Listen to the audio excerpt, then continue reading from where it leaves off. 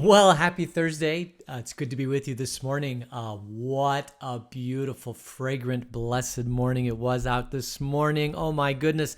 If you did not get a chance, um, maybe it won't be all dried up by tomorrow morning, but it was just beautiful. And did you get rain last night? Oh my goodness. So much rain. We sat outside and watched the rainstorm. And then it went through and it was nice. So Jennifer and I said, hey, let's go for a walk. So we started walking.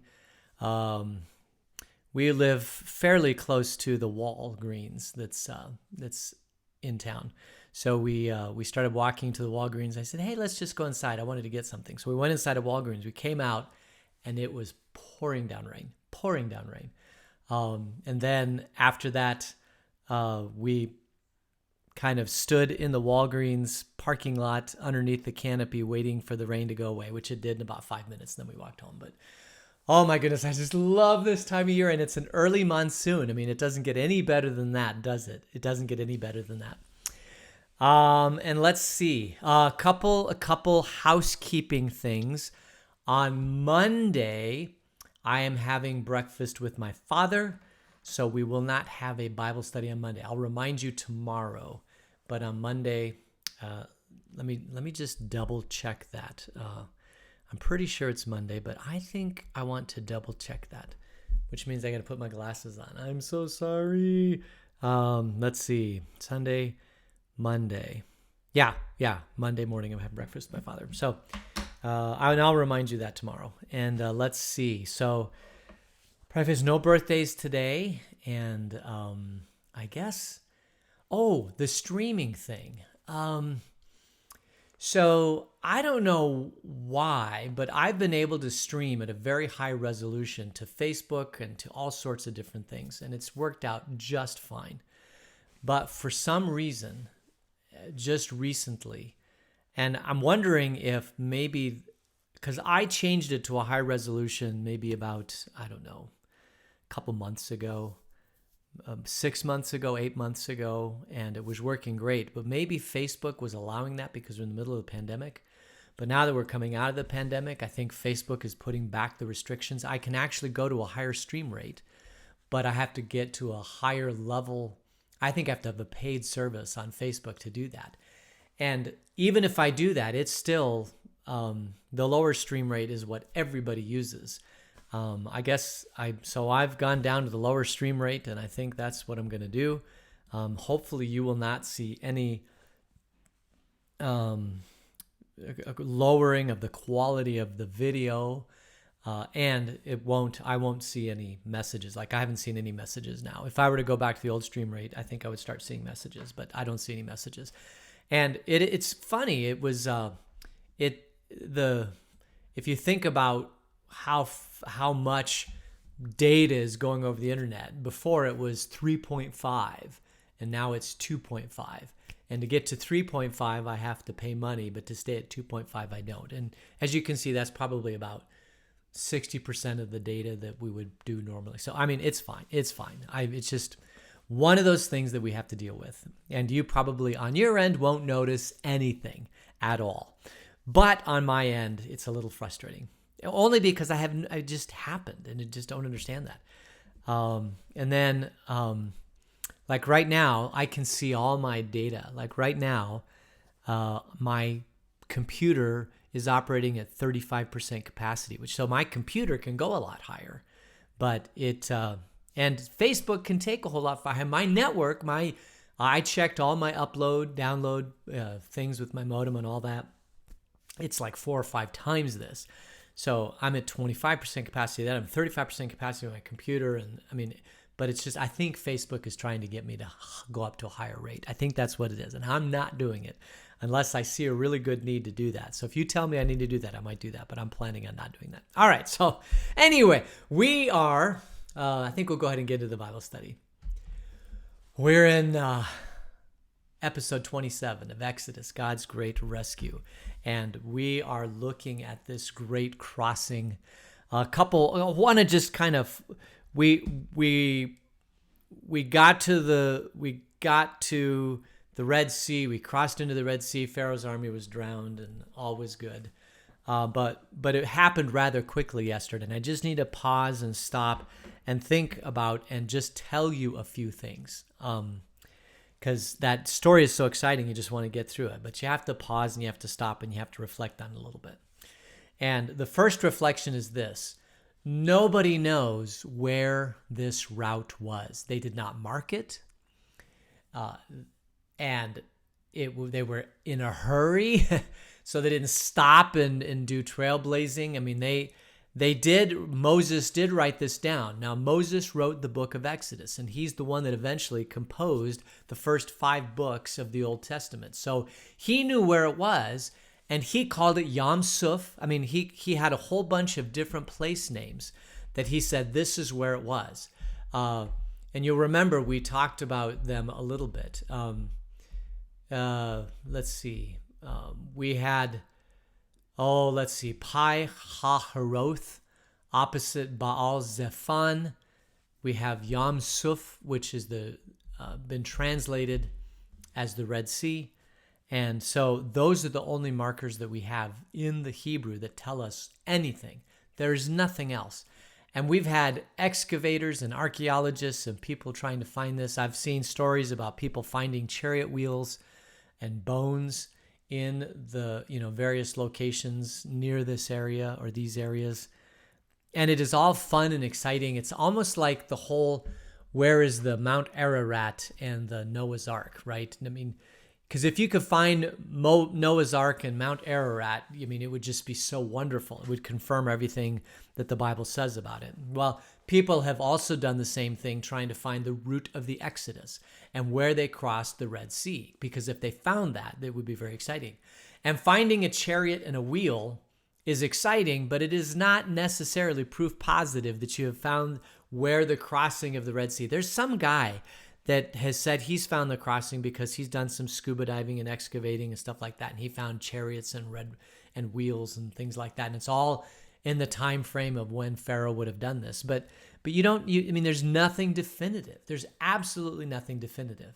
We just have a few place names in Hebrew, which from 4,000 years ago, these places have changed names, all sorts of different things. It's just unfortunate that we don't know. But it is quite possible that as they continue to excavate in these areas and find more information, that the pieces might be put together and we actually may know. We know that, for example, there were a lot of people that said that King David never existed. He's a figment of our imagination, even though the Bible is filled with stories about King David. And then they were excavating at this place called Tel Dan, and they all of a sudden found all the stuff about David, about how he was king and all that sort of thing. And this was late. This was in the late 1800s, I think, when they excavated. I can't remember when they excavated Tel Dan. But basically, there were a lot of people saying he didn't exist until all of a sudden he did exist. And they say the same thing all the time about everything. It doesn't work. It doesn't fit. It doesn't exist. And then all of a sudden they find a piece of the puzzle and it's like, oh my goodness, it does exist. It's like the Didache. We did a study of the Didache, or earlier, the Didache. It's a teaching of the apostles. It's a writing that's contemporary to the Gospels and the letters of Paul. And it's basically what the early apostles taught the early church. And for years, this writing did not exist. It didn't exist. And all of a sudden they find a copy of it in the 1800s, and they look at it and they say, my goodness, this is the Didache. And then they went around and found fragments that were part of the Didache that confirmed that this truly was the Didache. So all of that stuff just goes to show that the Bible seems to have a really strong authority.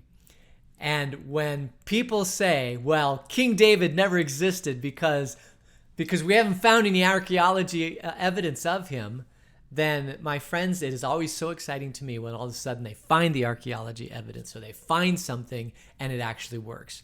It all fits together. The Bible, the early Israelites, the Jews, they took great pains in making sure that they preserved the text as best as they could. Because before there was text, it was all oral stories. And we have writing. So we live in a world that's writing. So I can go back to that document and look and see what it says. And of course, nowadays, people write stuff that isn't true. But back then, truth was paramount. And if you go, there are some societies around the world, at least, I don't know if they still are, but there are Bible translators that go into these small tribes and they learn the language and they give them a written language. And up until that point, they have no written language. It's all oral. And if you go into any of these communities, it's all oral language. They place an incredible high priority on learning word for word the stories that exist in those communities. I mean, huge. They'll tell a story and they'll have it repeated back, and it's no, you missed this word, and they go back and forth until you repeat these stories, and the father and the grandfather and all listening and say, yes, that's this, and it's ingrained in you. You cannot change it.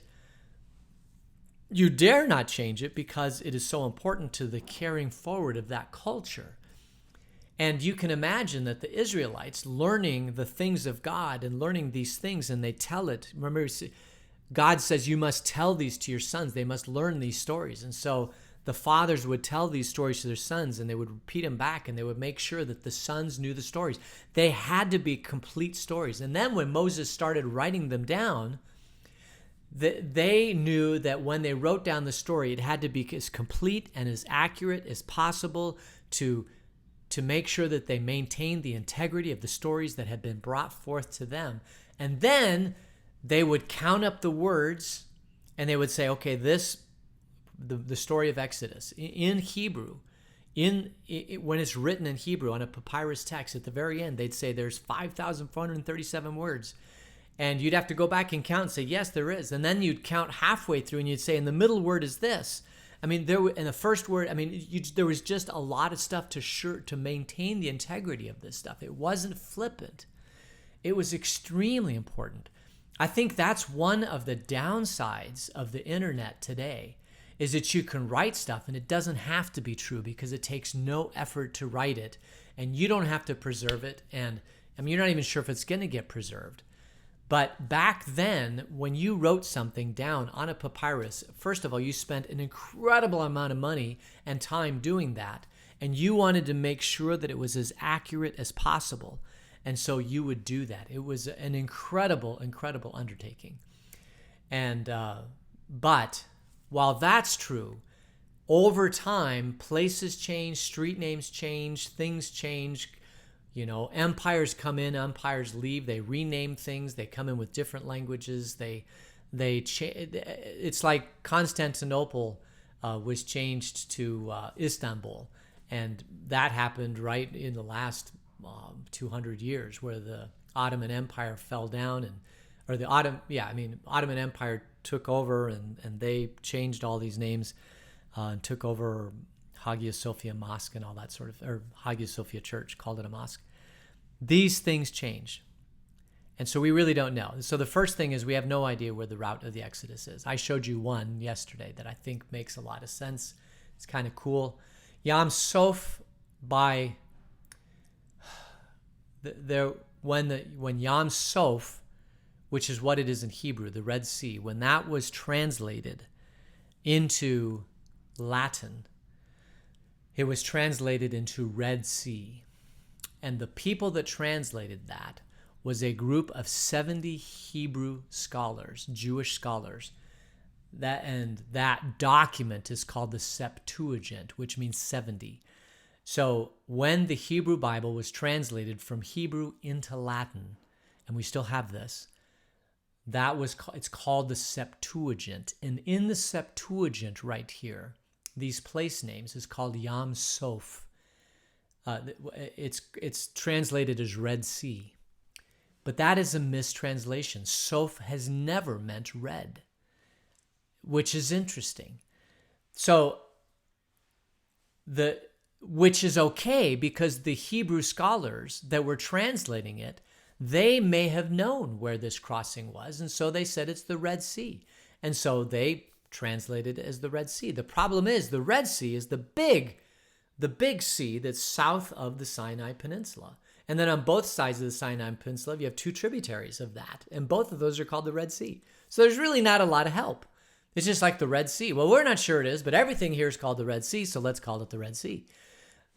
But Yam Suf does not mean Red Sea. Suf means reeds, the Sea of Reeds.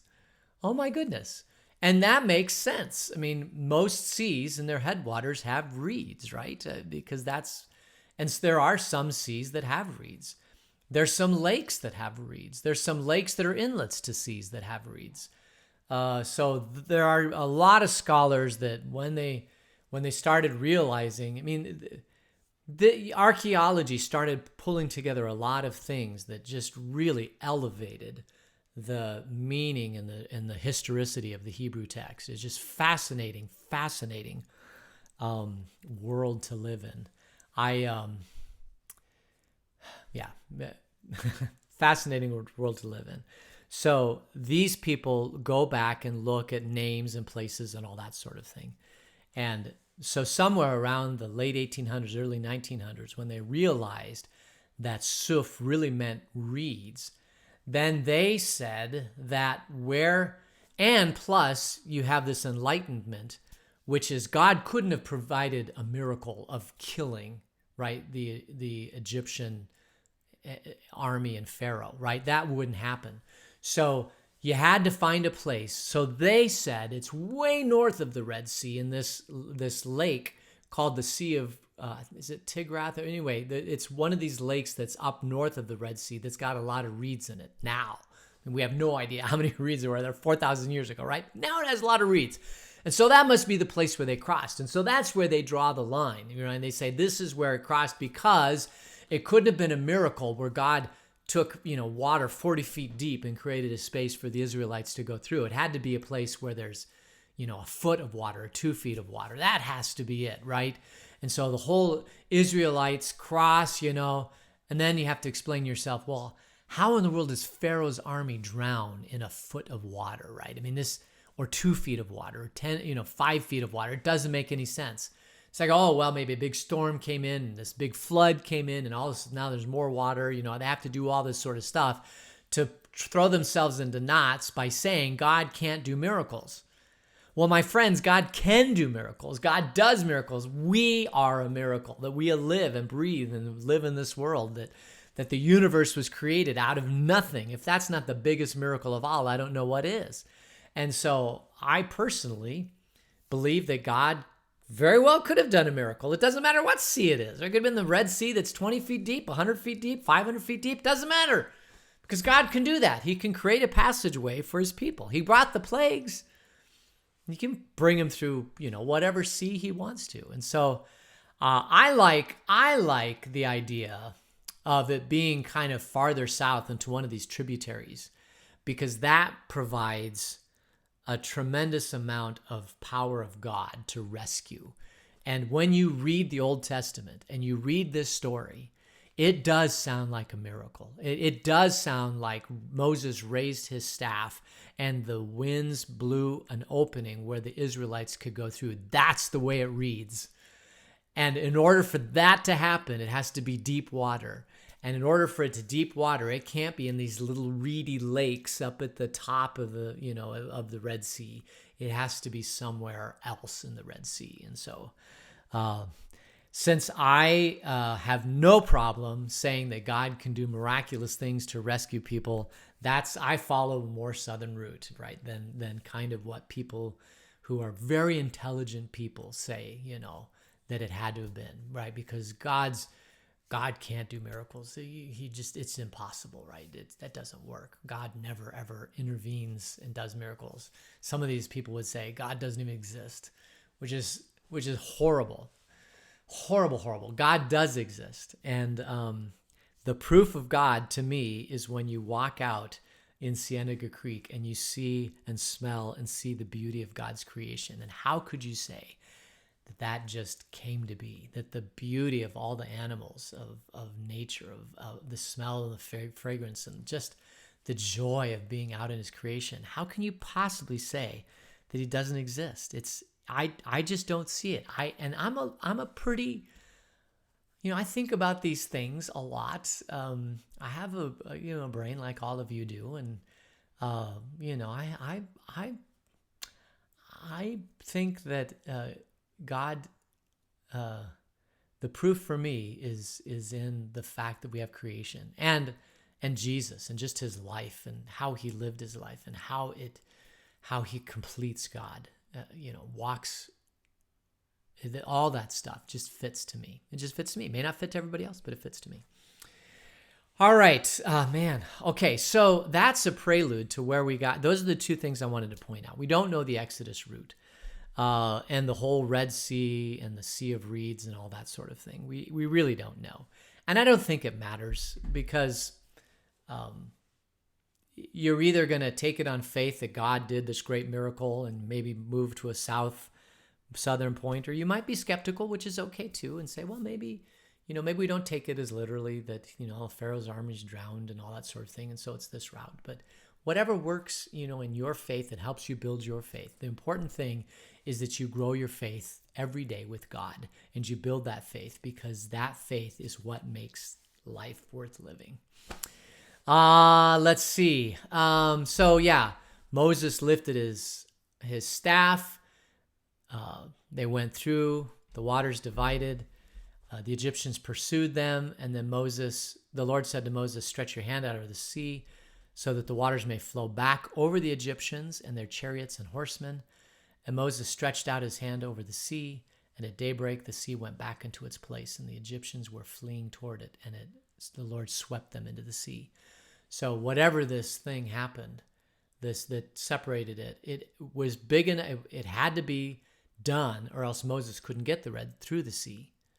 And Moses stretched out his hand and he went through, and then he reveals that, he stretches out his hand again and waters flow back, and at daybreak the sea went back into its place, and the Egyptians, were swept into the sea. There's no other way to read this. Let's look at verse 28. This is Exodus 14:28. The water flowed back and covered the chariots and horsemen, the entire army of Pharaoh that had followed the Israelites into the sea. Not one of them survived. I mean, that's not 6 inches or 10 inches. I mean, this is a lot of water. Not a single one survived.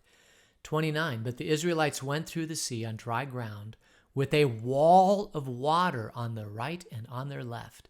That day the Lord saved Israel from the hand of the Egyptians, and Israel saw the Egyptians lying dead on the shore. And when the Israelites saw the mighty hand of the Lord displayed against the Egyptians, the people feared the Lord and put their trust in him and in Moses. So oftentimes the proof is in the pudding, right? Moses had to take incredible steps of faith to follow God and to lead the people out of slavery in Egypt. And they complained and they grumbled, and they said, we want to go back to Egypt. And Moses, you're a stupid idiot. I can't believe you brought us out here to die. And they grumbled, but Moses was faithful to what God wanted him to do, and he did it. And God rescued them safely through the Red Sea, the Sea of Reeds, whatever it is. And then they knew at this point that Moses was following what God wanted, and that Moses was a great leader, and they should follow him because he was going to lead them into the promised land. They knew. And so the really beautiful thing about this whole story is that from this point on, they never complain or grumble again. They complain and grumble through the whole thing. The one last point I want to make about this, and then we'll close it up, is that there are a couple times now that God has rescued people from water. The first was when the Lord told Noah to build an ark, and Noah was faithful and built an ark through the laughing of the people around him, saying, what are you building this ark for? There's no reason to build this ark. And Noah is like, you just watch. And all of a sudden the rains came, and everybody was killed except for Noah and his family. And now we have the whole entire descendants of Noah. This is the children of Israel, and they're all brought out of rescue for slavery, and all of them are going to be killed, except God rescues them from the water. And then take all of that and think about Jesus, who was brought into the water and brought out of the water. And he was the Son of God who rescues us. And then our rescuing from all of the ills of this life, our original sin, everything that we inherit from Adam, that we get rescued through our baptism. That we are drowned in the water, as it were, and brought up out of the water, as it were, to save us. The water washes over us and saves us. We've always had this incredible relationship between God and water. And so I think it's really cool that the sign of the covenant, that our entrance into the kingdom is water. I just think that's really, really cool. Because when you are baptized, the waters flow over you, and all of the sin that has been placed upon you, the original sin that you inherited from Adam, all that is washed away. And now you are clean before God. And that is a really, really, really powerful thing. I think it's a really powerful thing.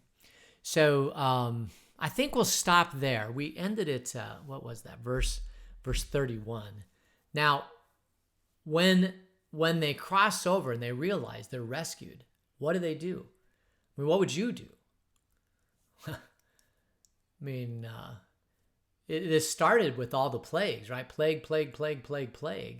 And then the 10th plague, and Pharaoh relents and says, yes, you can go. And so they pick up and they immediately go and they follow Moses, and they go, and all of a sudden it's the sea that they got to cross. And all of a sudden God does all this, and they cross the Red Sea, and then the sea closes again. They are safe now.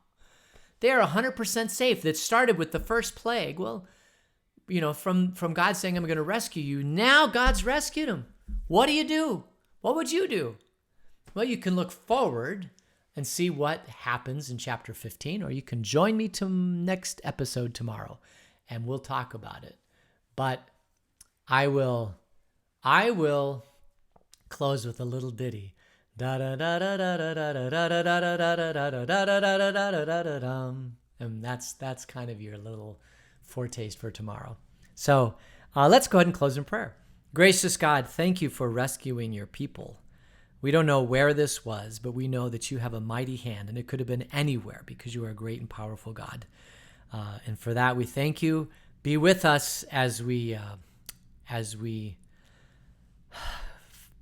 take the rest of the day. Be with us and keep us ever in your grace until we meet again.